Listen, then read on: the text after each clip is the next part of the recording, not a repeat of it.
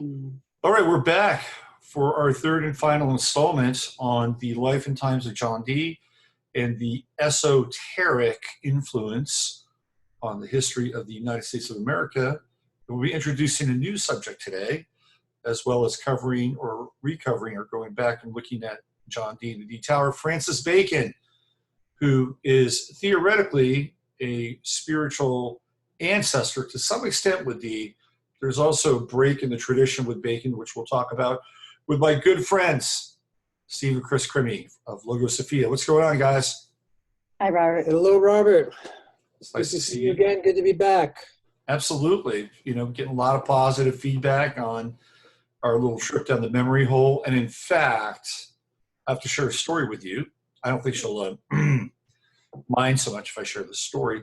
But a friend of mine who's a pretty well-known like chemtrail activist, and she's very concerned about the planet and kind of knows the score, what's going on with the shit show, and she's spent a lot of energy. And this woman's she's a dynamo, 0 degrees Taurus. She went to Paris with a bunch of other people, for the climate change, the Paris Accords, and they were there to talk to people about geoengineering. I mean, this is how committed this person is, right? And the net result of that was a big fat 0. So I think due to the fact that she's gone through all these conventional channels in order to precipitate some kind of change, she got very, very frustrated. And she heard our conversation about Dee and the angels and all that stuff. And she decided that, of course, she herself was very, very interested in Dee. And she thought to herself, you know what? Maybe I need a little outside assistance in order to make some change on this planet, right? So she actually reached out to me and she said, can you look at my chart and tell me if this is a good thing to do, based on this Dee model. And I'm not going to get into what we talked about, but I just thought it was interesting that somebody was, fired up by this and said, look, I'm tired of being, a very good human and doing all the right things in order to affect change, and nothing's happening. Well, maybe I'll check out kind of a magical technology in order to do something like that. So we might have opened a can of worms here. Interesting, and that is, in fact, that is what pretty much what Dee himself did. He had kind of reached the end of book learning, and he decided he needed to go further to get, to get some into the spiritual realms, to get more knowledge and get sort of a direct download from the divine. And we after all our 2 hours talking last time, there certainly weren't any conclusions as to who those angels were and what they were about. But it's just the whole thing is just a fascinating story. So I hope that she does get help, because it's a wicked issue. It really is, and it's affecting everybody. It affects everyone's health. It affects everyone's breathing. We see people getting sick all the time from chemtrails, Right. Well, they're back here again today. So they show up all the time in the fall. They give us a bit of a reprieve in the summer, and we'll get them from now until probably, I'd say March, early April. And You mean you actually have it seasonally? Oh yeah. So my theory is, this is my theory. My theory is they go north-south. So when it's fall, winter, they're in the southern part of the hemisphere, right, south of the equator, and then they flip it, and then they'll come up here during fall, winter, get a lot more cloud cover. People have less light; they're more likely to get sick during that time. Systems are the D3, vitamin D3. Yeah, all that stuff. So I think they time it accordingly. Yeah, we haven't. The last time we saw him here was just before Florence hit. So that's part of the whole engineering deal, I guess, with that. But and we were lucky. We just basically got 3 inches of rain and very little wind. So we're pretty thankful about that, at least. Yeah. But the coast, I think, is still putting itself together. Right. Especially Sure. the hog lagoons. and broken coal slurry dams from Oh, nuke energy, things like that, that are obviously devastating to the environment and all over the place. So, But yeah, interesting with contacting the angels. It seems like in this particular time of the Kali Yuga that it's very challenging and very difficult to break through to the spiritual realms. And so your friend's story about, should I do the John Dee thing and try to contact the angels? You know, maybe we need some technology. no, I totally agree. I mean, I think that, that this is an absolute option on our part in order to affect some kind of change on this planet that is positive, because it's being used against us all the time anyway. Yes, it is. Right. So there are occult technologies that are turned against us constantly. So why not take it up a notch And and make it beneficial. bring some real high-powered magic, real high-powered celestial and cosmic magic into the mix. White magic. Yeah, or even beyond white magic. I want to whatever it is, right? Something. So we got to define something new.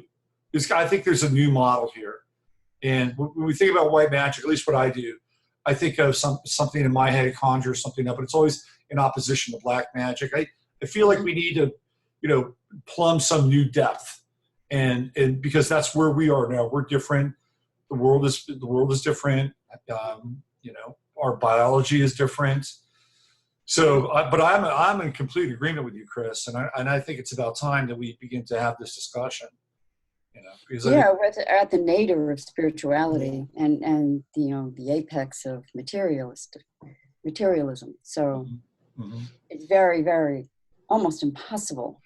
Well, what's really interesting, and we'll dive into the D stuff in a minute here, but I was having a great conversation with a new client today, and she talked about a very specific day where she was working with her, at that time, spiritual teacher.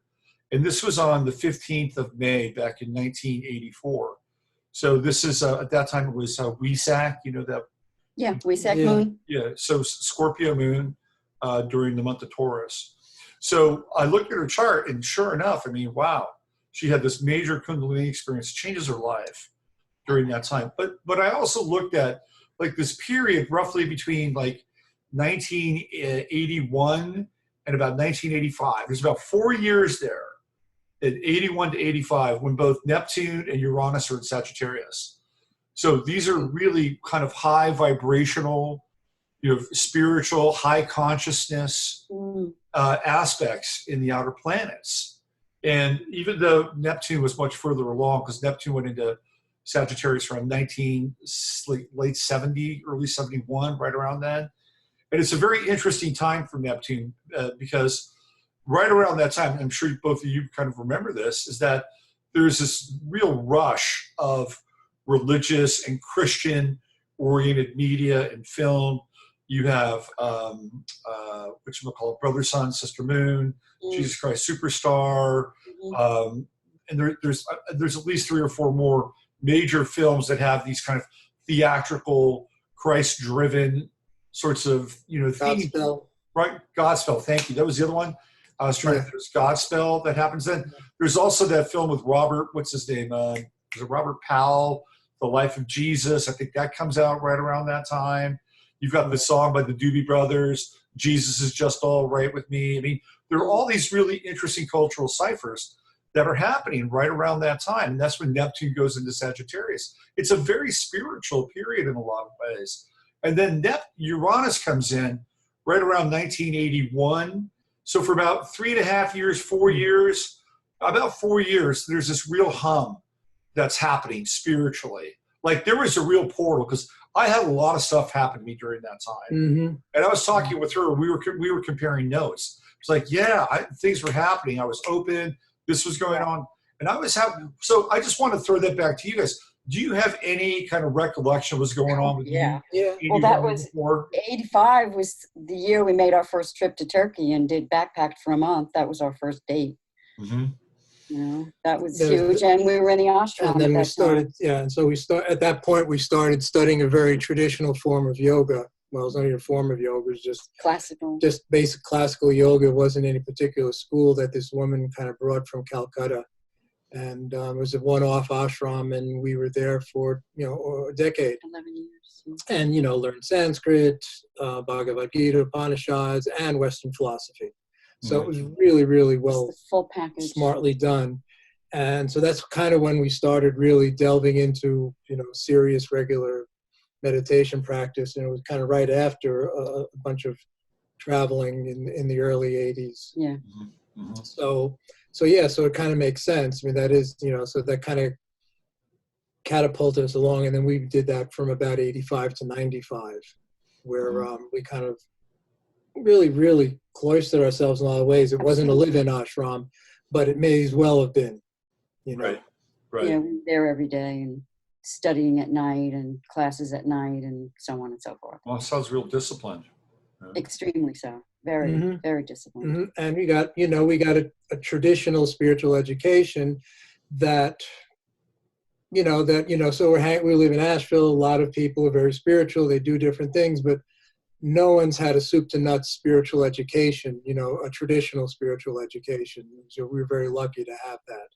Mm-hmm. And then you have that once you kind of take, it's the old story. If you take one path to the end, then you kind of know all of them. You kind of get it. So they're all, similar technologies because we're all human, and the connections are all the same. And yoga is a technology. Sure is, yeah. And it gave us a language. Mm-hmm. That's what I so appreciated about it. It gave us a language for describing human experience. It was like you took human experience and put it under a microscope and see, oh, that's what's happening. That's how it works.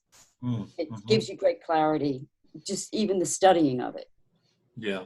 I remember I went through a very intensive phase with yoga when I was during that 81 to 85 period. That was the time when I was doing a lot. I was doing a lot of yoga.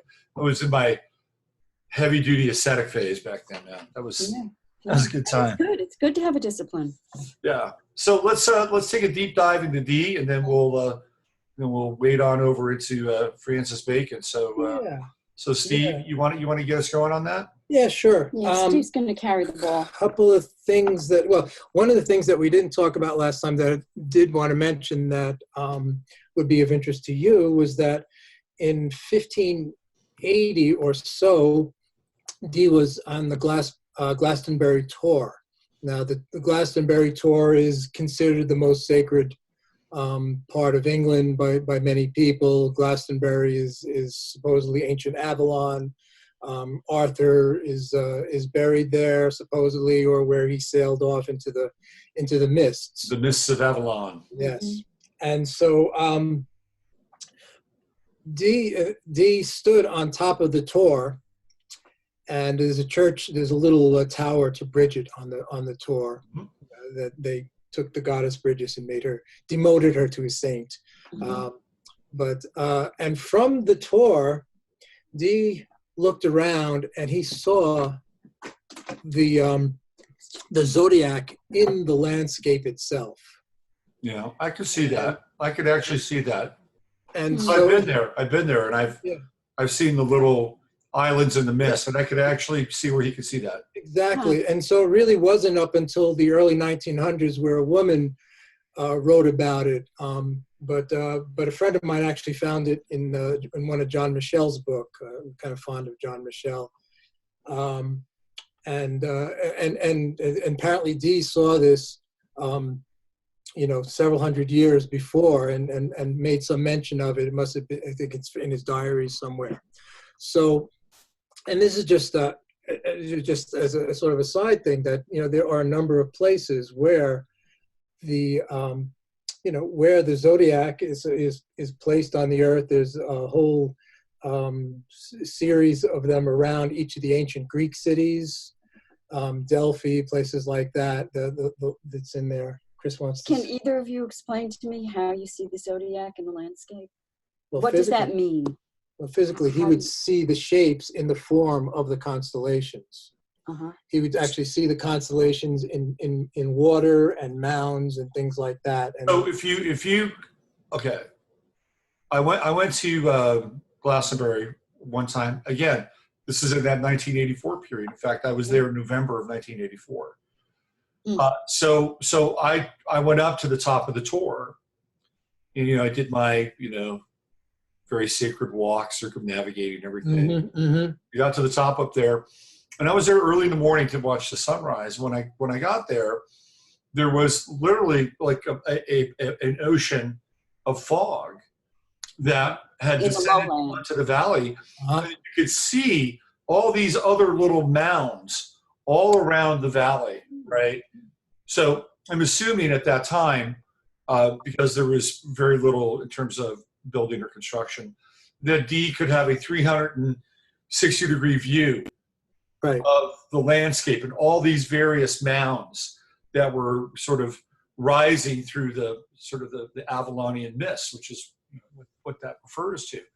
So I could actually get that, but because there's enough sort of geophysical activity there that I'm sure somebody who is switched on could see some patterns, and I don't think that'd be out of the question. So I hope that answered your question, David. Yeah, thank you. Yeah, that's good. Yeah, and that also maps on to some of the other things, like for example, all the Gothic churches built in France, which are almost all to Mary, Chartres being the most amazing of them to my mind, but they all map onto the constellation Virgo, where they are placed in the landscape. When we actually were lucky enough to go to Cambodia in 2001, and the temples there were actually in the form of Draco, the Angkor temples, and so so there's always been this sort of mapping of the heavens onto the Earth landscape. You know where else they do this? In Major League Baseball parks. Do they? Major League Baseball parks are always slightly northeast. Home plate in every single Major League Baseball park is always slightly northeast, so that it aligns with Sirius. Honestly. Absolutely. Think about being at Yankee Stadium. Think about being at Shea Stadium. Think of where home plate, right, is located. It's always facing east and slightly north. It's just a slight, huh? Just a slight. Every single stadium I've ever been, because I've thought about it. It's like, oh, that's interesting. I heard about it, and I've gone through every single stadium in my head, and they're all aligned in the same direction. Steve should have put that in his book. So seriously, I'll have to rewrite that chapter in my book. So that actually gives credence to what you're talking about. Yeah. So and it's always so we're always in some way trying to, re-enchant this landscape, and this connection between the celestial and the terrestrial, which is obviously something that Dee was interested in, and we get into Francis Bacon, and then it kind of leads into the Dee Tower. Okay, so what I'm calling the Dee Tower. So on Newport, Rhode Island, there's a tower, and there's basically just the foundations of it that are left. 28 feet of it are left. So this tower has 8 arches. What a certain professor discovered, professor of astronomy. Is this Jim Egan? No, not Jim Egan isn't a professor, but he's the guy who popularized it. Okay. What this professor started looking at it and says, well, the windows are kind of uneven. You can even see in this picture, one's a little higher than the other. So he started figuring, well, maybe there's some, celestial alignments with it. And lo and behold, the guy finds something like 16 various celestial alignments. One of them, for example, is the moon cycle. So the moon, the sun moves, it rises a different point every day across the horizon. So the moon does the same thing, but the sun is a 1 year cycle, of course. The moon is an 18.6 year cycle. So he was able to find at the end of the cycle, he predicted that you look through these 2 particular windows, the moon's going to rise right there, and it did. So that's one of the things that he found out. but all sorts of solstice and equinox alignments. So all these things, because originally it was on a little bit of a hill and it looked out over the ocean. The other thing that was really interesting about this tower that they found was that it was operating at what's called a camera obscura. The most common camera obscura is our eyes. So our eyes have little, not the iris, the pupil. And what happens is, light comes in, the image is reversed in our head, and it's our brain that actually re-inverses the image so that we see things right side up. But you can do this with every camera does that. And so what you can do, and the reason why this guy Jim Egan figures that it was Dee, among other things, that designed this tower. I mean, there's theories all over the place as to who built it, whether it was the Vikings to who knows who.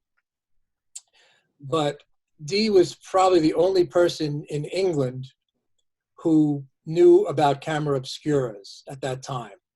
And because Dee was educated in Europe, he learned it in Europe. So what happens is the sunrise goes through one of these small holes in the tower and emerges as an image on the wall. And so if you take, so what would happen is if you take where the sun rises from solstice to solstice, the sun would move across, and the equinox, which we just passed, would be in the middle. The sun would be in the middle, and you would just see the sun moving across the wall, if that makes sense without sort of any kind of description. Go on, just look up Jim Egan and his sites. He has great graphics and videos and wonderful about how this works. videos, very detailed. So what you can see then, so you can use it as a calendar too. So the sun would appear at the one solstice on one side, move across the wall into the other solstice. So you could map out the year on where the sun is projected onto the wall. But the next curious thing about this tower is that at the equinox, where the sun would reflect onto the wall in the equinox, there is a fireplace, and it's up the wall.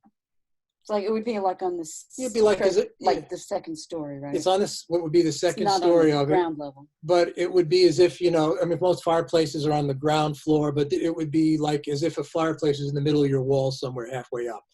And it's, it's got a curved top and a flat bottom. And the sun on the equinox appears inside that fireplace. But the curious thing, and the other curious thing about the fireplace is that there's two flues, one on either side, which no one can make any sense of. But one of the things that it does is that not only is the sun projected onto the wall, but because it's a sunrise on the ocean, it would be flipped over. Oh, there you go. So on the left side there, that's that shows the fireplace I'm talking about. Yeah, so that arched niche is the fireplace. Right. So what would happen on the equinox is that not only would you see the sun, but because it's an inversion, you would get the ocean on top of it. Oh, wow. So it's sort of, and I can't speak for exactly what that means, but it's got to be an alchemical alignment. You've got the water over the sun. Right. At the equinox in this, in this niche. So like fire water. Yeah. So obviously in the I Ching, that would not be good, by the way. What's that? In the I Ching, that would not be good. No. I forget which hexagram that is. I Ching was my first teacher. Yeah. Back when I was in college. But it does feel very alchemical. Right. Absolutely. Right. Yeah. So, because at that point, right, the ocean is lunar because of the relationship with the tides. And then the sun is the masculine. Right. So we have this the blending between the sun and the moon, and the masculine, the feminine, and water and fire, and so there's this synthesis going on that they're getting high off of on some level, right? Right. There's something that they were doing here, and the thing is that this is as sophisticated as anything I've come across. Mm-hmm. As far as alignment, Stonehenge, and all the rest of them, this is as sophisticated. Interesting. the other thing, so and it was 28 feet and was built out.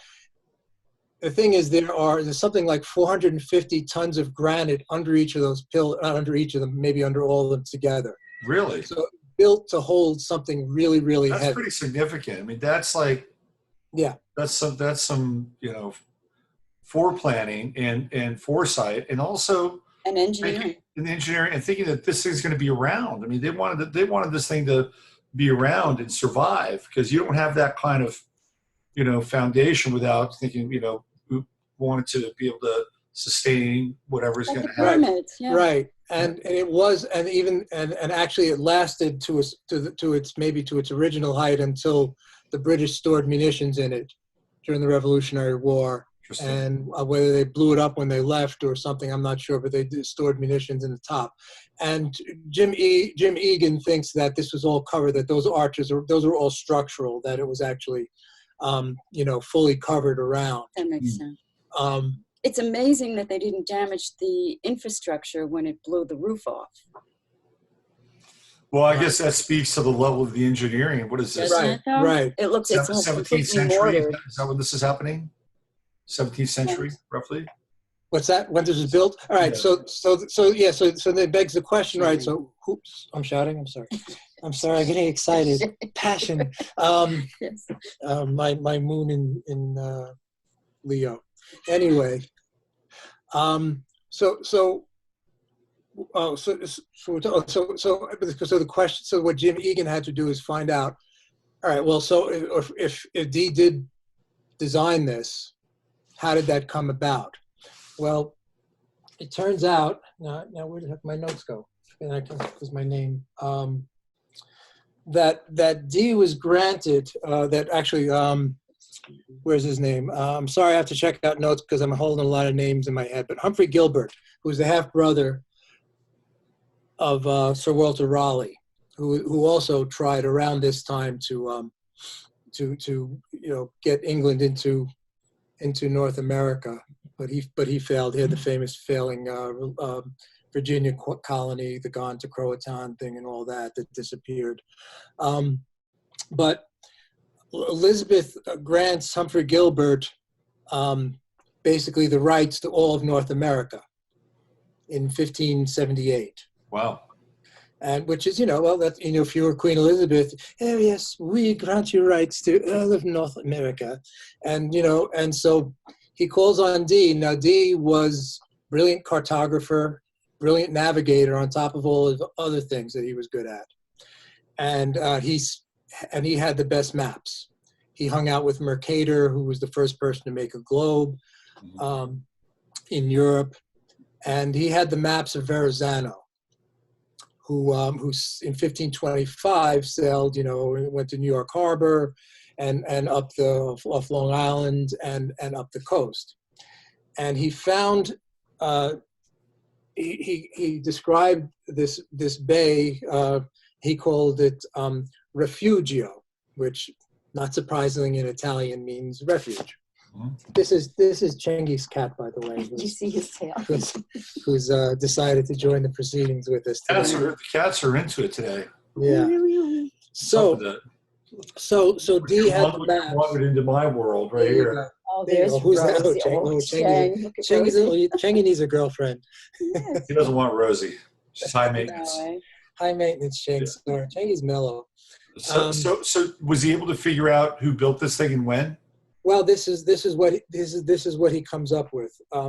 So Gilbert gets the rights to North America, anything above Florida, because the Spanish had Florida pretty well by then, and in fact they were vicious. The French tried to establish a colony in North Florida, and the Spanish actually just went and killed every man, woman, and child of the colony. That'll send a message. Yeah. So the French said, "Yeah, we'll go up north somewhere." So Humphrey Gilbert, for all of Dee's assistants, says, well, you can have anything basically north of the 50th parallel or something like that, which ends up being Canada and Alaska. Mm-hmm. And Dee, of course, was very interested in finding the Northwest Passage across at this time also, because no one, I think really no one had any clue as to, the size of North America at the time. So they try to, he makes this trip over in 1578, doesn't quite work out. The ships get halfway across, they get blown back. In 1582, and in order to hold the continent, they had to build a fort and have it be established for a year. I don't know whose rules those were or why, but those were the rules, according to Elizabeth, in order for you to be granted all that land.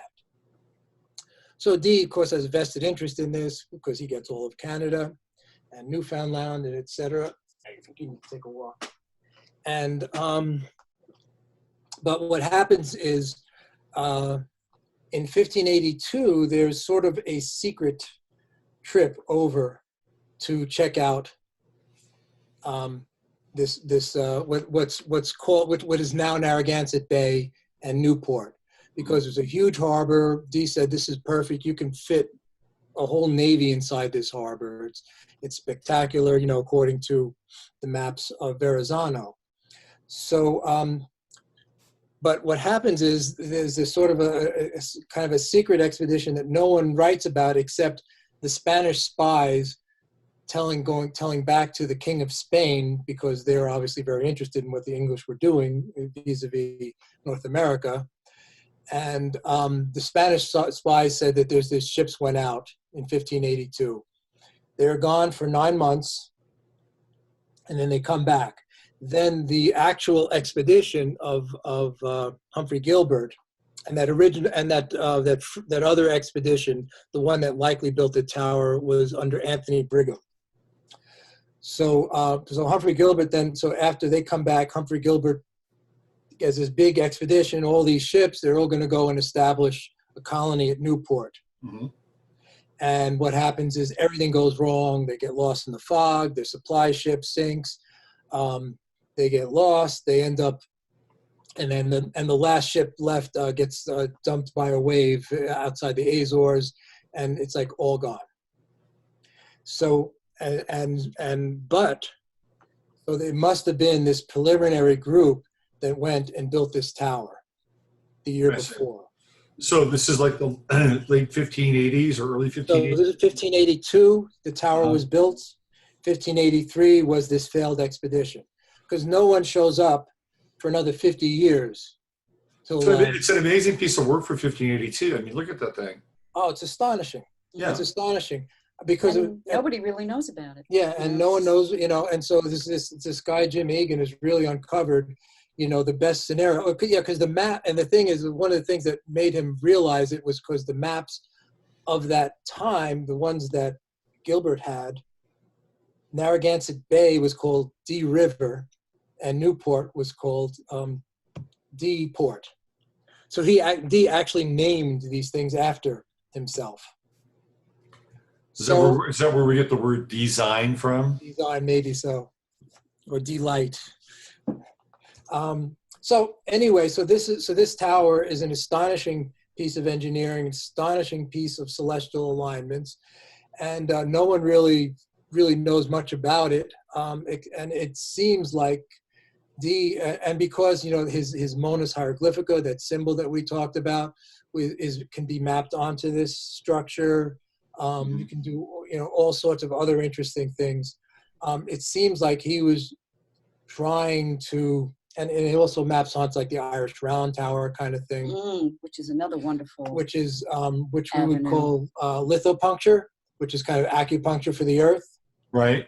So they were really doing, a sort of lithopuncture of sort of a sacred tower, building, church, to be placed in North America, to be, the focal point of the sacred for North America.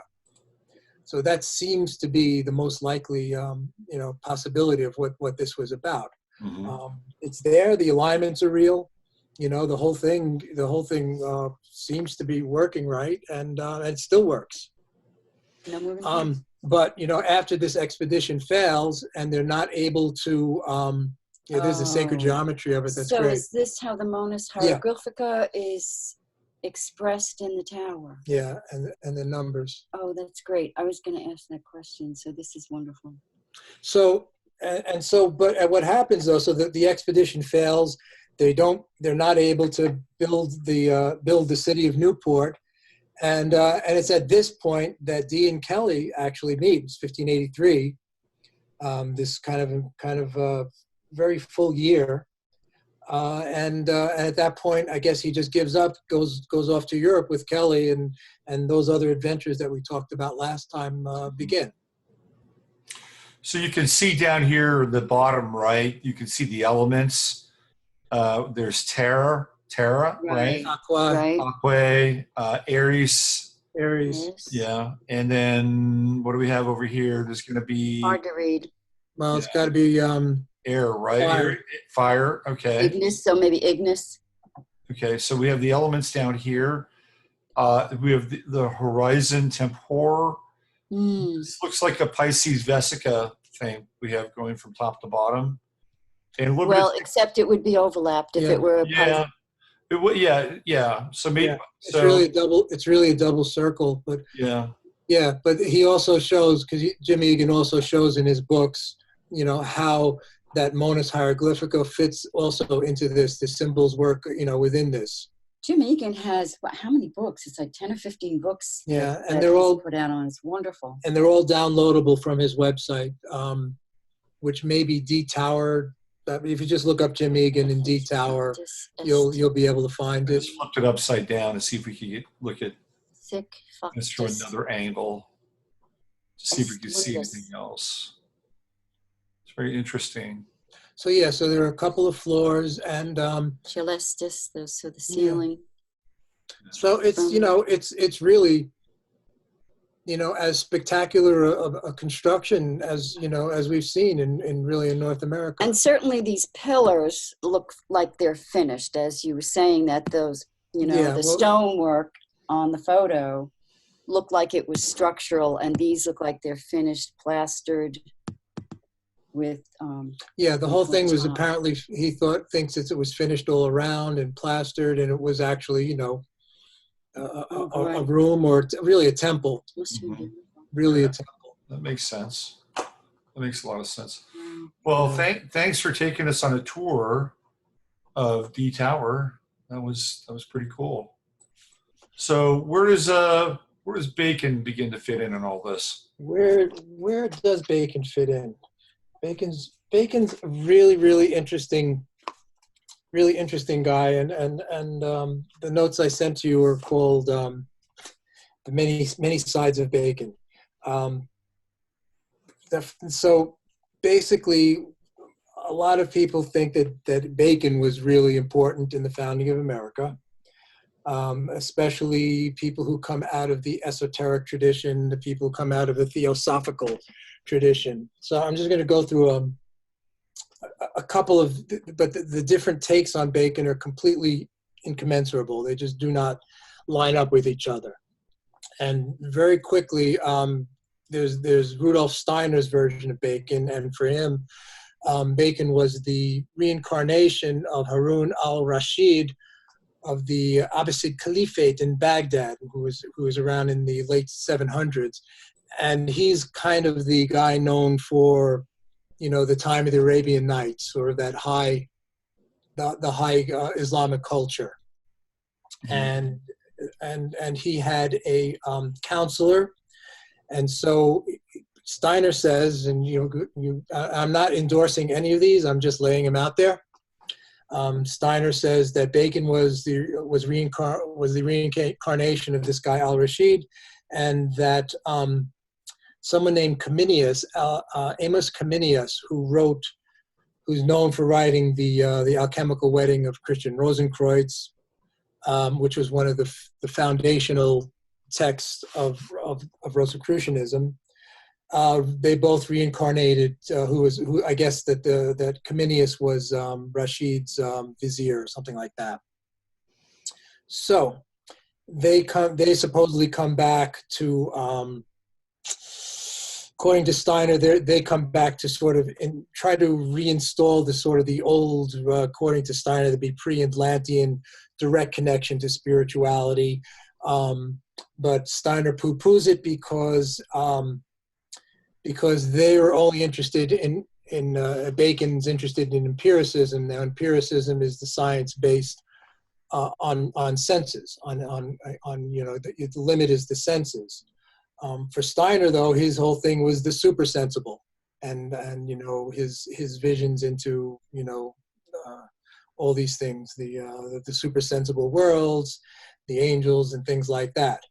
Bacon was also kind of against Plato and Aristotle and what's called scholasticism, which was basically Aristotle reformed through Thomas Aquinas. And that was sort of the main philosophy of the Middle Ages that Dee and all these other people ended up, going against. And the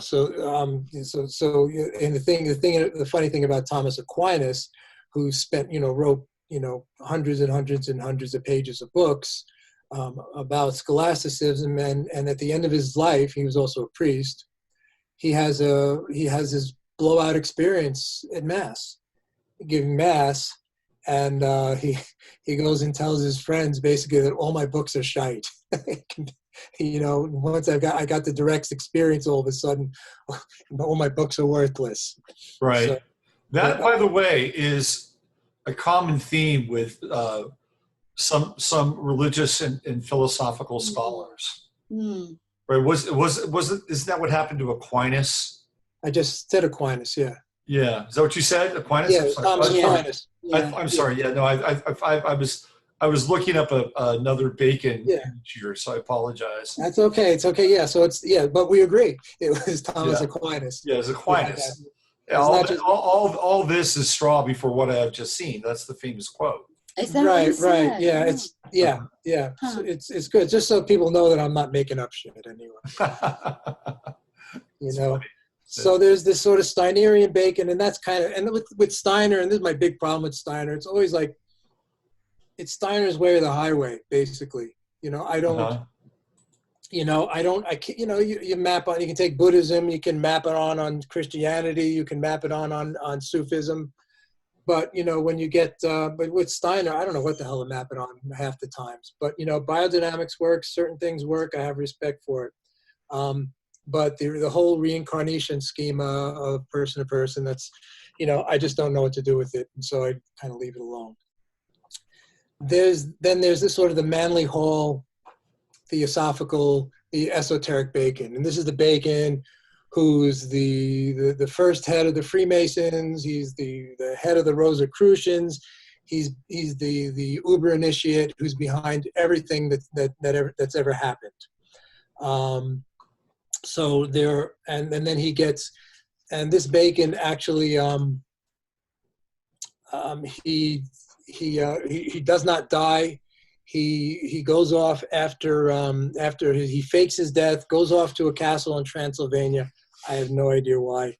He goes off to a castle in Transylvania, and in 1684, which is about 60 years after his actual death, he takes on the name of Saint Germain and he becomes an ascended master. He just ascends. Right. Okay. So he also, there's a personages by the name of Count Rakazi.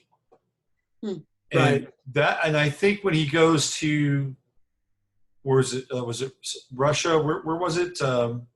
Was it Poland, Russia? Where did he retreat to? Well, the one I read was to Transylvania. Transylvania. That's Romania. Yeah, that's where he becomes apparently this guy Count Rakazi, and Count Rakazi is seen throughout courts of Europe for decades, and he doesn't change. Right. And then he becomes what after that, Saint Germain, right? There's a connection between Bacon, Count Rakazi. Now, I don't know if Manly Hall talks about this, but there's apparently Bacon is one of these manifestations, plays like a pivotal role during the time of the Declaration of Independence. Yes. Exactly. Right. Do you know? I'll tell you the story. Yeah. So yeah, so according to Manly Hall, and then the story kind of gets regurgitated by Reagan. That there, and you can see the sort of the echo of. Well, I'll tell the story first, then I'll tell you the echo. So they're all like huddled in the room. There's the Declaration of Independence in front of them. No one signed it yet. They're all scared shitless all of a sudden of signing it. And then someone like comes into the room, even though the doors are probably locked, and no one has seen him before. And he goes off and he gives this wonderful, wonderful speech. Sign. Generations will, thank you forever. This is the greatest thing ever. And on and on and on. And yes, then they all rise up and fight each other over the pen to sign the Declaration of Independence. Mm-hmm. But of course, according to actual scholars of the time, that's not how the Declaration of Independence was signed, but it's a nice mythology. When I heard the story, I thought of, because there's always seems to be biblical overlays on everything, that this reminded me of when the apostles after Pentecost. The Pentecost? Well, that's someplace else, but yeah, it's before the Pentecost when they were holed up in the room, right? And the apostles are scared and they're holed up in the room, and then Christ all of a sudden appears amidst them and says, I think he says, fear not, or something like that. And that sort of begins their whole apostolic mission of preaching, right?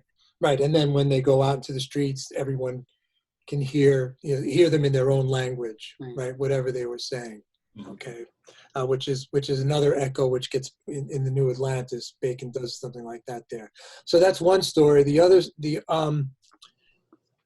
other story also has to do with the founding of the American flag, and then George Washington and Benjamin Franklin and Betsy Ross. They're about to design the American flag, and then all of a sudden, they're at some inn or something like that, and some person they just call the professor is there, and the professor somehow they all know who the professor is, though he's not named, and he gets invited up with them, and he gives them the design for the flag.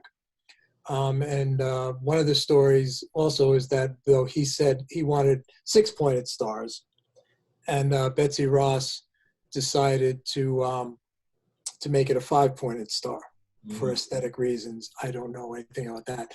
But basically, according to Manly Hall and all these people, that's basically Bacon, the ascended master, coming down and interfering and making sure, America comes off the way he wants it to. Right. So that's... I've heard that many years ago, and right. So then there's the Bacon who, according to a lot of people, wrote all of Shakespeare's plays, all of his poetry, right? Did the whole King James Bible, rewrote every law in Great Britain, and who was the illegitimate son of Queen Elizabeth, or actually the legitimate in a way, because she was supposedly married. Maybe it was before she was queen. Had Bacon, and somehow so Bacon is thus then the actual heir to Queen Elizabeth. She won't recognize him, and according to these people, and I don't know why they say that, so all of Shakespeare's plays were written because he couldn't acknowledge the fact that he was the actual heir to the throne, which makes zero sense to me whatsoever. But apparently them. So I mean, this sounds like a really kind of Californian sort of lightheaded thought. But how did bacon, crispy pork flesh, get the name of bacon? Right? How did that happen? The family crest has the hog on it as well. Yeah. Well, all those English names, right? Baker, Smith, Smithy. Right. It would have been a hog farmer. Right. It would, his family must have come from hog farmers. That's they're all. I just think it's interesting that bacon is so ubiquitous, and it's such a it's such a guilty pleasure, and it's almost, guilt, though. It's almost like this esoteric sacrament, named after Francis Bacon. So Bacon lives on, and he lives on through eternity through the pig. I don't know. I'm playing with something here. Well, there is the is in the Celtic world, where the pig is seen as a form of the goddess. So there's that. Okay. Yes, sacred to the goddess in the. I don't know. Maybe Shona knows who it's sacred to, but she's a form of the goddess. And to Demeter. Okay. Because you carried a pig in the Eleusinian Mysteries. Right. You actually brought a baby pig to be sacrificed as part of the Eleusinian Mysteries. Interesting.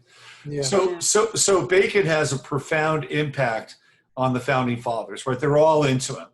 Right. Well, Jefferson said Bacon, Locke, and The Hobbes. Yeah, I don't think it was Hobbes, but there's three people that Jefferson said were the greatest people who ever lived. So Bacon was one of the three. Mm-hmm. Right. And one of the things you brought up is that one of the big differences between Dee and Bacon, we talked about this last time, is that Dee is a Gnostic, pretty much, and Bacon is not. Right? Bacon is kind of denies that as above, so below, as within, so without. Right, we got into that, yes. Right. So that's the Francis Yates Bacon, who actually studies and actually read Bacon, as opposed to, other people. So yeah, the other one I want to talk about quickly because he's the patron saint of the Royal Society, because this is the Bacon that is supposedly the founder of modern science. Right. And as in a couple of articles, it was just, people say that, so the New Atlantis is all about religion, all about this sort of, Edenic version of pure Christianity. And, and the people just had to say, well, he was being satirical when he was talking about Christianity, but he was being real when he was talking about science, it's all bullshit. But that's the way they depict him, because Bacon becomes, through the Royal Society, the patron saint of hardcore science, because he said knowledge is power. But then you have, soon after that, you have Leibniz saying that Bacon wanted to put nature on the rack and torture her to get all her secrets, which is nothing what Bacon said. And of course, Leibniz and Newton, of course, they were fighting it out because they both claimed to have invented calculus. Right. And they probably invented it at the same time. But it's really Newton, of course, who develops the Newtonian physics and the mechanical world. What was the actual thing that you read to me earlier? What he did say was quite beautiful. So what Bacon does say on this page, go ahead, read. Where is it? Can you read? Where? It's right here in the italics and Okay. small print to make it tough. It says, human knowledge and human power meet in one. For where the cause is not known, the effect cannot be produced. We can only command nature by obeying her. That's important. And that which in contemplation is as the cause is in operation as the rule. And that's from book 1, Aphorisms. So commanding nature in order to obey her is a lot different than having power over nature. But that's what gets imputed to Bacon, and he becomes, for most people, the father of the hard scientists. Science abstracted from any sort of sacred underpinnings, and we obviously see where that has gone. Takes us back to the chemtrails. I mean, you can't. Who would come up with who has a sacred underpinning would come up with chemtrails, and that whole sort of thing. Another little Bacon, a bit of Bacon here for us. World's greatest creation scientists. So Francis Yates. So then there's to try to come to terms with this question of Bacon and the Rosicrucians. Like I said, everyone says Bacon was this head Rosicrucians, but the whole thing is just up in the air because there is little to no actual evidence of really any Rosicrucians until the 1700s, until they started inventing the groups. Texts came out, no one claimed to write them, and it's just hard to say. But as you said, Bacon did not like Paracelsus, did not like Dee. I mean, there's no cross-referencing between Bacon and Dee, though they're obviously the huge minds of their time.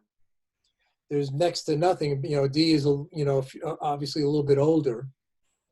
But what happens, Bacon really doesn't come into ascendancy, and he eventually becomes the Chancellor of England until James is crowned. James does not like Dee, does not like alchemy, does not like magic in any form.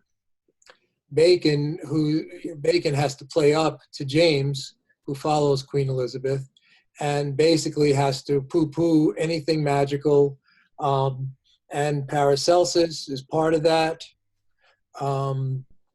Copernicus, he rejected the Copernican heliocentric theory. So he's, he pulls himself away from the whole, alchemical hermetic tradition, the whole as above, so below, how everything is connected. I mean, that's the way, in other words, so here's a question for you, because you do this all the time, you're doing astrology every day, you're talking about how different planets and different constellations have an effect on the human life. But the question is, what is the mechanism of that, right? Yeah, that's one of the first things that people ask. It's like, well, how does this all work? And, I think you could probably sit down with 10 different astrologers, and they may be able to agree on maybe one or two things and then not agree on about another 3 or 4. I mean, so there's like this idea that the planets themselves have kind of a geocosmic energy that's associated with it. They represent spheres of consciousness, right? Mm-hmm. That's one version of how it all works. Another version of how it all works is that there is actual physical emanations that come out of the planets themselves. We've seen this to be true based on the perturbations of fields when planets are discovered. So that part is true. How much of it is true in terms of its distance? Like how much actual perturbatory energy does Pluto have when it's so far away? I don't know. I can't answer that question.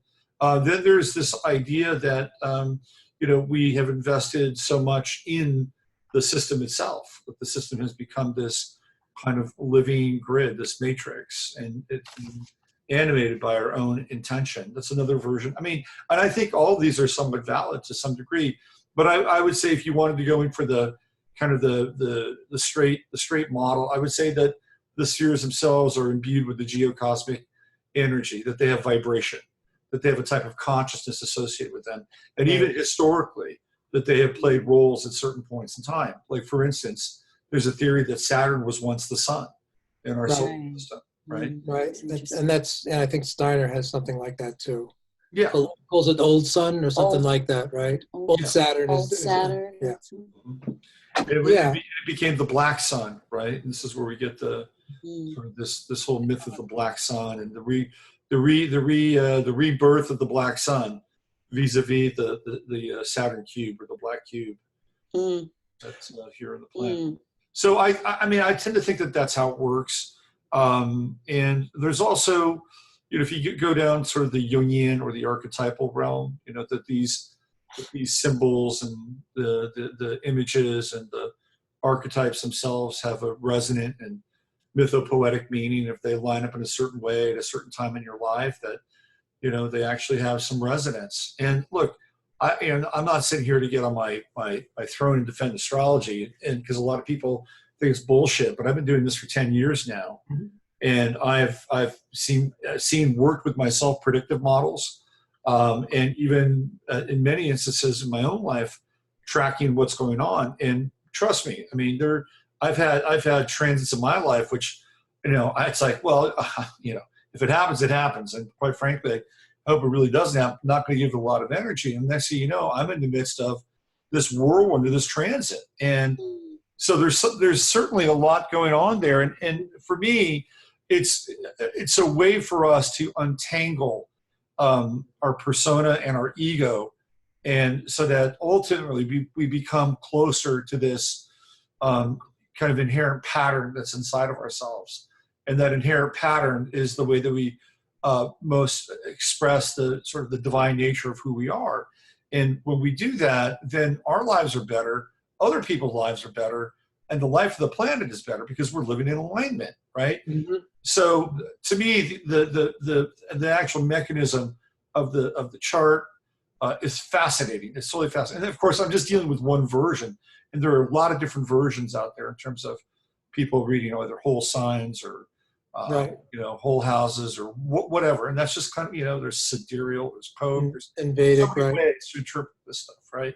But I would say by and large, just to, again, filter it down, that what we're dealing with are geocosmic forces that have a vibrational relationship at a very deep level. Yeah. And even Edgar Cayce, not that Cayce is the end all and be all and the arbiter of how reality exists, but Cayce talks about how these planets really represent sort of states of consciousness that we can actually go to in between lifetimes and kind of experience lessons there. So that's actually a pretty interesting concept, which I think, it's to me, it's fascinating. Anyway, we could talk about astrology for a long time, but Right. But that's the answer to the question. Well, and that speaks to the connection between the microcosm and the macrocosm. Mm-hmm. Because unless it's within us, how could it affect us from without us? Unless there's a unity between the two. Absolutely. And I think that's really well put, because I mean, how does it function? How does it work? There's got to be a connection between the two. Absolutely. Yeah. If we're just dependent on Newtonian physics, how could it work? Even though Newton was an astrologer, obviously Dee was an astrologer. He was the court astrologer for Elizabeth. And these people did it. Yeah, because otherwise you're stuck with saying, well, the constellation looks like something from us, but it's not like they're flat against the surface, somewhere, from someplace out in space, they would appear completely different. The configuration. So it's all it's all from our perspective, just like the moon and the sun, how is it that they're exactly the same size from our perspective? A little weird, if it's just. It is definitely weird. I mean, I do think that the sun is a lot closer than we've been led to believe, to be honest. That's my 2 cents around the whole thing. Yeah. Hey, do you want to talk about the New Atlantis? You want to drop into that? Yeah, we can drop into the New Atlantis, and I just want to also just say that Bacon was involved in establishing the Virginia colony. He does have an actual impact in America. He's involved in the founding of Newfoundland, and then in the Carolinas. It was Bacon, Locke, and Newton were Jefferson's 3 favorites. I just found my note on that. And Bacon's half brother comes to to America, to Jamestown in 1635, and I do, and I think we have at least another show in us for sort of Rosicrucian alchemical settlements in the 1600s in America, because they're fascinating and completely not known about. You know what I just realized? Francis Bacon, that's Frank, right? Right. And what do we call hot dogs? We call them Franks. Franks, hot dogs and bacon. Frankenfoot. There you go. Robert's on something. Frankenfurter. So we have Franks and we have bacon. What's up with that? Francophile. And what do you call the pigs in a blanket, right? There you go. Little hot dogs wrapped in bacon, because hot dogs aren't quite bad enough for you.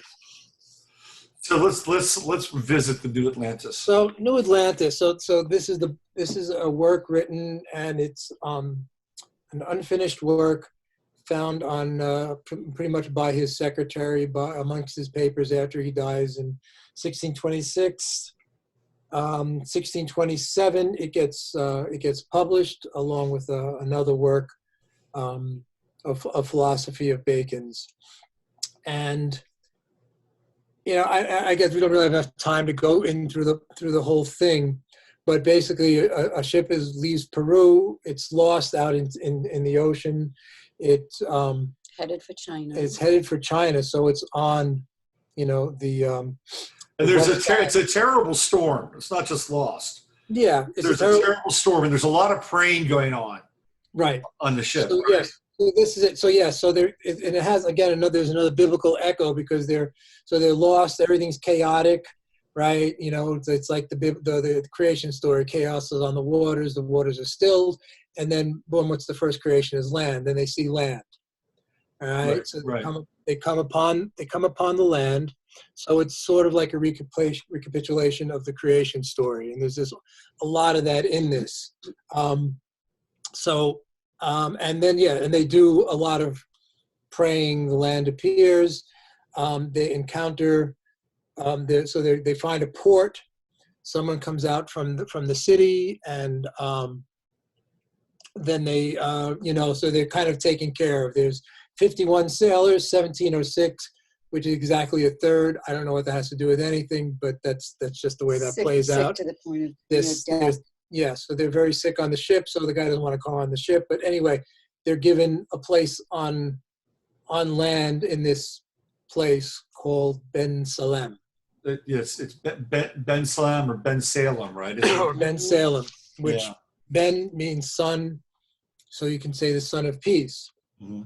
So that makes sense, because if what is Bacon talking about? He's talking about a new Atlantis, which is obviously the title, but the new Atlantis is also the New Jerusalem. Right. So the New Jerusalem, which it gets back to, because there's so much working with the Book of Revelations, things like that. So they're not only just instituting, and this gets back to Dee, who's kind of doing the same thing. They want to reestablish this sort of connection to the Edenic state, but anew. So it's the New Jerusalem, the New Atlantis, and all that. So Ben Salem, so Jerusalem, which is of course means city of peace, and that's probably the most ironically named city on the planet. Then you've got so they got the son of the city of peace, right? Right. So that's where they have landed. They're allowed to come on land if they have not shed blood for 40 days, which I talked about. The Eleusinian mysteries seem to be hooked into here, because you are not allowed to participate in the mysteries unless you're not shed blood. You're not killed anyone. Those are the two things. You had to speak Greek, and you had to not have killed anyone. Okay. So they kind of land in that, and then they just basically, after that, it's kind of an encounter with different people. And also there's another thing that hooks back into the mysteries of, the biblical thing, they feel like they've been saved from the belly of the whale, and they feel like they're between death and life. I'm quoting directly here: between death and life, beyond both the old world and the new. So it's sort of back, they're in this liminal space of the sacred and about to embark on the initiatory journey. Mm-hmm. Then they find out they're in Ben Salem. And that these people are Christians, and they ask, well, how'd you become Christians out here in the middle of nowhere? Well, it began in this incredible vision from one of the cities, which is called Renfusa, and Renfusa means sheep-like. So you came back to the Christ as the good shepherd, right? Mm-hmm. So the people see this huge pillar of light in the sea, with a cross on top. With a cross on top. Mm-hmm. So they go rowing out with a bunch of ships, and they can only get so far, mm-hmm. and then they're like blocked from getting any closer. Mm-hmm. And as it turns out, the people who really run this place are basically scientist priests, mm-hmm. philosopher priests. The elites, the ruling class. Yeah, they're very much elites. The Fabian society is what we're talking about here, right? Yeah. And so there's one of the priests is amongst these boats, and the first thing I thought of was, in the esoteric tradition, there's a thing called the ring pass knot. Have you heard of this? I had, but I'm not that familiar with it. Okay, well, basically, in your spiritual journey, we reach a point where you have to come to face with yourself and things, with the sort of the bad side of yourself in order to proceed. Yeah. Like a shadow sign. So exactly. So they can't go forward. So they end up being so they're stuck. And then this pre-scientist philosopher starts praying and humbling himself. It opens up. He's allowed to approach this pillar. Mm-hmm. It bursts into the firmament, The stars, the starry firmament. Yeah. Mm-hmm. And what's left is this cedar ark. So in this cedar ark comes floating in. So now you're going back to the Ark of the Covenant. Mm-hmm. Again, this is the new covenant, not the old covenant, Mm-hmm. right? The ark was supposedly made of cedar, the Ark of the Covenant. So they comes in, they open it up, and there are a number of books and a letter from the Apostle Bartholomew. Saint Bartholomew. Saint Bartholomew. And in these books are the books of the Gospels, Mm-hmm. and some books that had not been written yet. So this supposedly occurs about 30 years after the ascension of Christ, so around the year 50, something like Mm-hmm. that. Right. So could you say something about Saint Bartholomew? Well, it's interesting that he was known to be an exorcist. And what was the other thing about him? Now I have to go look at my notes. Well, you go ahead, and I'll find where it was. Yeah, well, so they bring the books, so they become converted on the spot to this pure form of Christianity. Mm-hmm. You know, right at the beginning of it. One of the interesting things about the books, so this maps back on the Pentecost again, was that no matter what language the people spoke, they read it in their own language. Mm. So it's just like the apostles going out and preaching. Mm-hmm. It was heard in their own language. Mm-hmm. Right. Okay, so Bartholomew was a missionary who traveled to remote lands, and he had the ability to interpret dreams and revelations.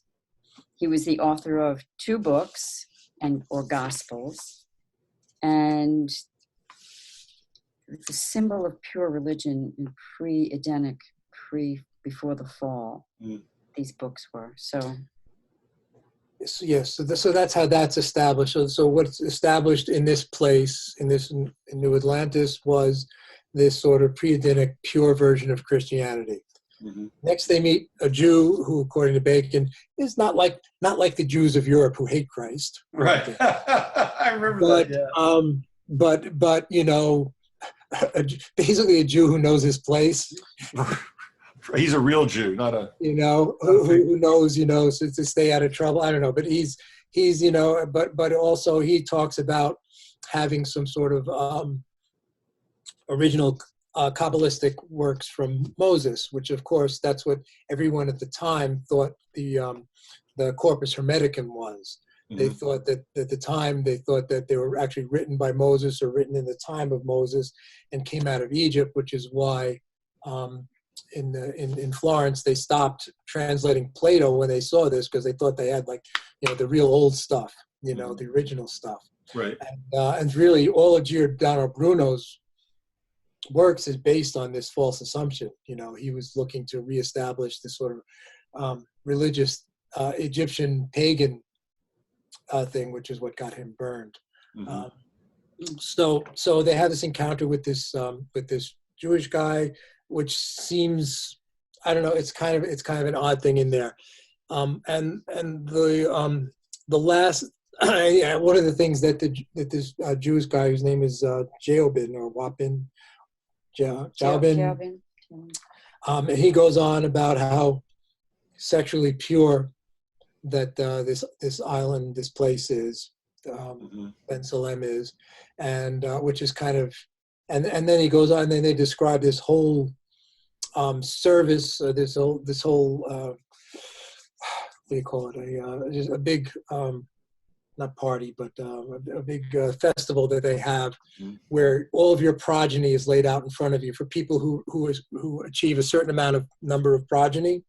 Then you get to have this big festival, which is odd because 1, Bacon did not have any children, right, and 2, he was very likely gay, even according to a letter from his mother, who was complaining to Bacon's brother that he had all these Italian sailor boys, quote, laying around his couch and his bed. Right, playing hide the bacon. Yeah, exactly. Find the bacon. So Jaubin is an interesting name Because when I ran across that, to me, it was like it was a combination or a cipher for Jake and Boaz, right? So you Right. you have That's great. Joabin, which is Boaz and Jachin, sort of combined. Right. So he represents sort of this combination or reconfiguration of the twin pillars of mysteries. So he's a kind of this cipher who represents this reconfiguration of duality in some ways, and the keeper of mystery, because that's where theoretically the mysteries come from, right? So the story, if I haven't shared it before, is that Boaz and Jachin were these columns, and they were tethered together, and inside of these columns were rolls of papyrus or paper that essentially had the secrets of Atlantis sort of tucked away inside of them. Where's that written? You kind of float around. They're like a Masonic tradition. So Boaz and Jachin they're tied together, and the reason why they're the twin pillars of mystery is because, and they're always represented, is because the scrolls from Atlantis were basically embedded in there, and they were watertight, right? So they eventually wash up on shore, and people were able to, I think it might have been, again, geographically, perhaps Egypt, right? That this is where this transfer of knowledge begins to take place. So as a result of that, these two pillars are personified as being these pillars of knowledge, because that's where theoretically they came from, right? And that was, are you done? Yeah. So that also maps onto the name of the the house is the Solomon's house. That's the house of these priests, this elite group that runs things. Right. And again, you can take Solomon as Sol, sun, and moon, sun and moon. Sun and moon. All right. Yep. So again, you've got the duality, and this duality is important to Bacon. This duality of the spiritual and the material coming together, and he often runs them in as in terms of Gemini and things like that. That I guess one of the Gemini twins is eternal and one's not. I'm not exactly sure, or something like that. But so that maps perfectly upon what he's trying to show here. And so then eventually this priest shows up from the Solomon's house or whatever he is, an official, and apparently they haven't seen anybody from this house in 12 years. And he gets carried on a palanquin, so he's carried like, uber royalty, so these aren't just, this is not an equal society. This is definitely elitism going on. So he's just not just guys showing up and talking on the street. He's carried in, and he's attended by 50 young men wearing white linen. No. So that may have been like a little bit of a, Sounds like somebody's having a bit of a fantasy there. Yeah, it might have been a little bit of a fantasy for Bacon that he tossed in there. I don't know. It was written in the last year of his life. He wasn't young.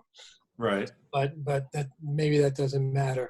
So then this personage from this House of Solomon goes, and then the New Atlantis ends on with him discoursing, and basically it's a discourse on their version of science. And the thing is about their version of science that so they basically do everything European science does, but they do more and better. So they have, like, their music is microtonal, and they have all these extra smells, and this goes back to Bacon's empiricism. So empiricism is all the study is coming from the senses. So they're working with the senses, but they're doing it in an extraordinary and full manner. But they also go pretty far, and they also have a dark side, it seems. They use poisons and raising dissections, revivification of the dead, and tortures in order to learn more. about things, which is very Very much in vogue and in practice today. very much 20th century and onward, you know. Right. He talks about flying machines, submarines, which of course would have been known from the work of Da Vinci, who originally wrote that stuff. Oh, very good. And then they had one of their houses was a house of deceits. So they would practice lies so that they would know the truth. Mm-hmm. Interesting. So this is the science that is connected with Christianity, mm-hmm. and connected with this priesthood that illuminates this landscape, and that is considered by Bacon to be the ideal world. Mm-hmm. He didn't finish it. It ends by saying the rest wasn't basically done well enough to publish. Right. So his secretary edited it out from his papers, so we don't have the notes, which would be nice at least to see where he was going to take it at the end. But it ends with this discourse by this priest, and they're all, like I said, they're all kissing his hem and his ring in his hand, and he's all, dressed up, and so so it's almost like Plato's Atlantis, where the philosopher king is running the show. Mm-hmm. Mm-hmm. Yeah. And I'm curious that there's no mention of women, really. There's no women active, no, except in the family ceremony, possibly. There's just mentioned, yeah. But other than that, that's completely absent. So, almost completely. So I think that's a good enough take on it. And so that theoretically, according to Bacon's followers, is the blueprint that was supposed to become the United States of America. Yeah, yeah. That's the vision. So just for kicks, I found this chart and I put it up here. And he's this is a C rating, by the way, which is, in terms of time, it's not great, but it's also not terrible. It's not an X or, a D rating. It's okay. So we're looking at him as a double Aquarius, and the sun being at 12 degrees and the ascendant at 10. And then Mercury behind the sun. Yeah, right behind the sun. It hadn't risen yet. And it's retrograde as well. But there's a lot going on with the sun and Mercury. Grand trine with Saturn, and the sextile with Mars, and the trine with not the grand trine with Saturn, the trine with Neptune, and then the sextile with Mars. We do have a T-square here with the true node, Pluto, Venus, squaring off against Mars and Saturn. Mars in Sagittarius, right at the midheaven. That's exploratory, high consciousness. In terms of travel.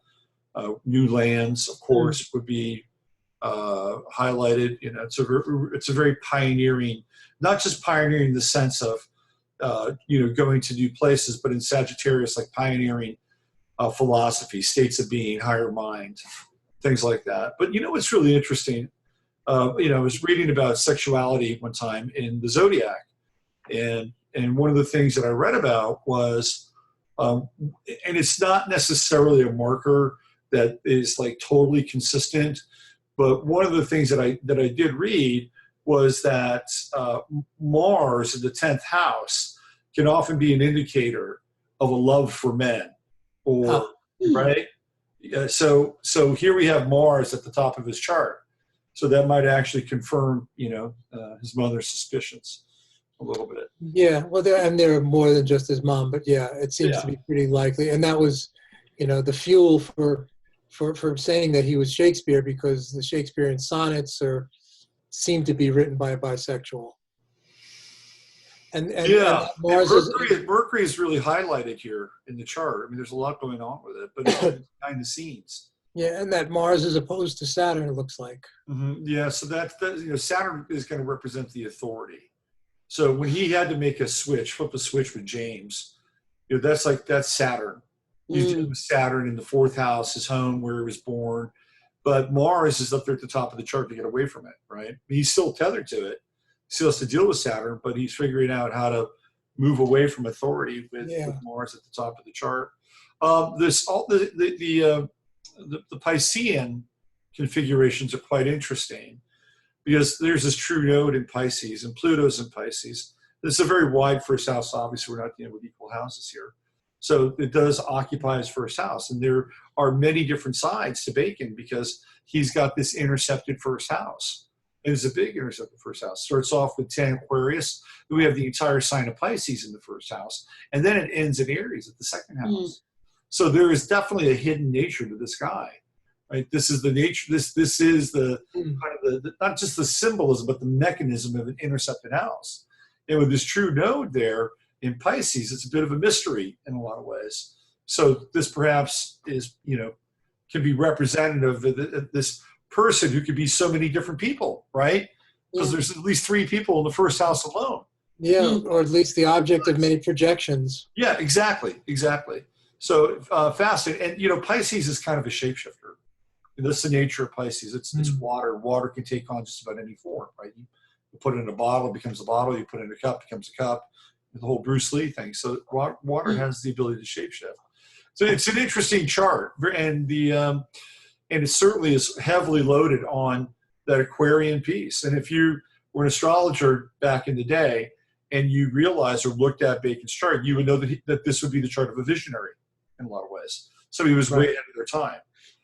And also, of course, he's born on the 22nd of January, which is really fascinating because the 22nd of January, nowadays, we would look at the 22nd of January, and that would be, right around maybe 1 Aquarius. Here, the 22nd of January is 12 Aquarius. So we can see how much the signs have shifted and how the orbits and the times have shifted and differentiated over time. And you can see this throughout all these old charts.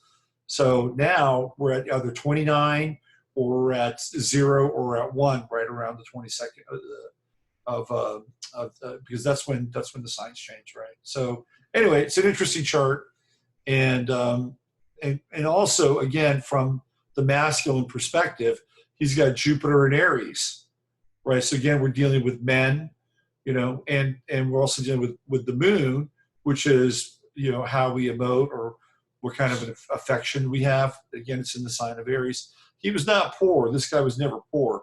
He's got Jupiter in the second house. He would never do without. And he's kind of wired mystically with that Neptune in the third and that trine with Mercury. It's an interesting chart. He doesn't have a lot of Earth though. He's not very grounded. So this is a lot of fire, a lot of air. I mean, again, I'm just kind of breaking this down sort of extemporaneously, but certainly it's an interesting chart, and and I would say probably kind of a good rough time. So there you go, little Francis. Yeah, it's a good fit. Yeah, and it's helpful, insightful. Yeah, really weird way that he dies is that apparently he's going somewhere. It was a winter, and there was a chicken that had died or something like that, and he wanted to see if he could preserve it by stuffing it with snow, and then he caught pneumonia. Oh, really? It's like, a bizarre way to go. Right, but did he really die? So But if he really, that's a pretty obscure way to fake your death. It's better than putting 3 bullets in the back of your head. So you have the bacon and the chicken and the hot dogs. That sounds like John Madden's turducken. Sounds like dinner. Sounds like dinner. Sounds like kebabs. No, seriously. Do you know about the turducken? About the what? Turducken. No. So John Madden, when they would play the Thanksgiving games, he always traveled by RV, so they'd have a barbecue and stuff. He's a big football player. This thing would be a chicken inside of a duck inside of a turkey. Right. Oh my goodness. It's a turducken. And they would roast the whole Megillah. Oh, it's like you must have seen Fellini's Satiricon. I have not. I have not. Oh my God. Because oh my God, it's a movie you have to see only once. It's funny because this is the second time that movie came up today. I had a discussion with a client this morning. The same when I was talking about the. Oh, then you must. And she said that she saw Fellini's Satiricon, and it changed her life, and not in a good way. Right. Well, there is a feast scene where they pull out a cow and they cut it open, and then there's a pig comes out, and a baked. She actually talks with about all this very sorts of same food. scene, by the way. Yeah. Yeah. Oh, Like it's the Russian most nested famous. dolls. Yeah. It's if you're going to carry a scene from the movie, carry that one. Leave it up to the Gemini to bring that up. To bring up a discussion I'd had already today. That's interesting. That's very funny. Yeah. So, anyway, so you can actually buy a turducken now in stores. So I bought one. Well, I imagine the maybe you can put, flavors like, would blend nicely. Tofurkey in the middle of the whole thing. I bought one year, and it has like Cajun stuffing on the inside. Well, I have to say, it was pretty good. It was pretty good, but I think that they probably added a bunch of like funky stuff to it too, though.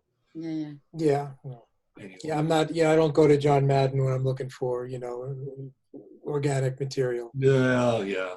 John Madden. He's a big boy. I'm sure he's still a big boy. Yeah, I'm sure he's still huge. Well, listen, this has been really great going down the rabbit hole with Dee and Kelly and Bacon. Real interesting set of characters.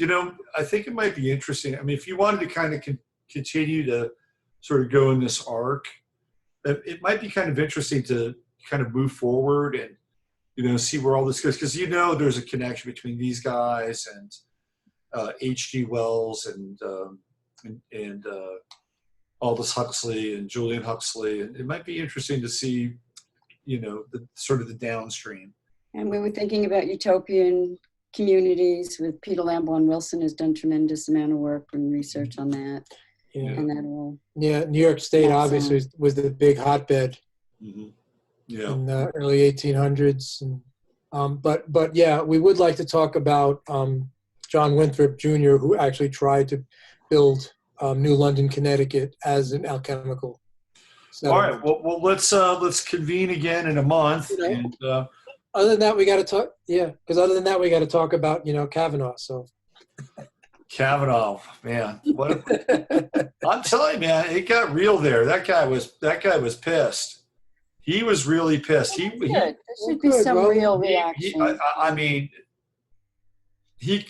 have to commend him, because he wanted to jump across that desk and start strangling people. I look at this stuff. Tomorrow's the vote. Yeah, tomorrow's the vote. And then the Christine Blasey Ford thing. Again, we talked about this before we hit record, but she was just reduced to like a 13-year-old child. She was like a child. Yeah. It was bizarre, like an MK Ultra child. Oh, totally. I mean, she was like deer in the headlights. When triggered. someone asked her a question, her eyes just glazed and she just looked like, who? Right. What? And the whole thing was, she's like talking about all these disorders and all these things that she has as a result of this, right? And she's a freaking professor of psychology and psychiatry. She's got a PhD. And I'm thinking, you've got to be kidding me. You've got all these disorders, and yet you are at a level where you can teach and disseminate theory and do all these things, but you're really, really screwed up. So what does this say about your profession? This is an indictment on psychology and psychiatry. People count on people who. Because it certainly hasn't helped you, if that's the case. Right. And it's that's why they go into those professions, because they're so deeply disturbed and troubled. Psychiatry and psychology, without even getting, is just the biggest farce out there. So the other thing that was really interesting about the hearing is that, do you know who Alyssa Milano is? Do you know who she is? No, never heard of her. She was one of the actresses on the TV show Charmed, which was about witches, young witches. So it was Rose McGowan, Alyssa Milano, and who's the other? Shannon Doherty. So Rose McGowan, of course, was one of the Me Tooers, right? So there's Alyssa Milano. She's sitting right on Kavanaugh's right shoulder. So she's there throughout the entire thing. Casting so Kavanaugh, you're seeing Milano on his shoulder, which is very, very bizarre. How do you get that seat? Exactly. How do you get positioned to be in that position? And so you would appreciate this, Steve, from a baseball perspective. So Alyssa Milano was dating a string of baseball players for a while, mostly Dodgers. And every player she would date, something would happen to them. Oh, I no. did- Something I bad did would hear happen this, to them. Really? Yeah, It was yeah, like yeah. the curse of Alyssa Milano. Or so. Yeah. Right. did Now hear she's that. got a whole line of cool women's wear on MLB.com for baseball. Oh no. Oh no. There she was, just sitting there. Giving him the evil Oh eye. God. Oh God. Malocchio. Give it the Malocchio. The evil eye. Uh, Well, look, we'll see your Oakland in the wild card game. oh, I know. That's right. Yeah. So people, We'll have I'm to- sure, who haven't tuned out by now, Steve and I are have big baseball fans, and We'll have to This have team is the a gentleman's Yankees. wager on this. my team is the A's. They're going to go against each other. We might have to have one of these state-like bets. Yeah, No. that's it. So Like, I what do you got? You got peaches in North Carolina, or how about bacon? I hear you have really good bacon. barbecue. We got great. Pizza? Oh man, I can get you some great bacon. Okay, so let's do a bacon. I got beef. You got bacon. Let's do a beef. What's in bacon. Fredericksburg? Oh, we got sausages, man. We got German sausages Oh, here. German sausages. We have Opa. Opa is German sausage. Oh, Well, we'll So- have to. I like the Polish kielbasa. We'll have to come for a visit. Playing one game, just one game. I know it sucks. It's stupid. I hate it. Now the A's and their history with these games are terrible. So I should just go down to Opa's right now and just start buying new sausage. Might as well get it delivered. Put it on ice. Yeah. Well, because we're going to be playing at home. Yeah, It's tough to exactly. play at home. Yeah, exactly. Well, listen, this has been really great. Tell people where they can find all the wonderful books that are a part of your little Okay. publishing company there. Right. And on logosophiabooks.com. And also I have a page devoted to this sort of thing where you have the timeline, put up notes. Anybody wants to contact us for notes or whatever questions, they can use the email, or we usually read the comments underneath too. Great. And thanks for everyone to listening. Yeah. We appreciate it. Yeah, it's been a great journey and brought up a lot of really interesting material that is part of our experience, for better or worse, and it's kind of led us here. So we'll see you again in a month. Go A's, and Good luck. I'll go down. I'll start picking out your sausage anyway. Yeah. Thanks a lot, guys. Bye. Good night.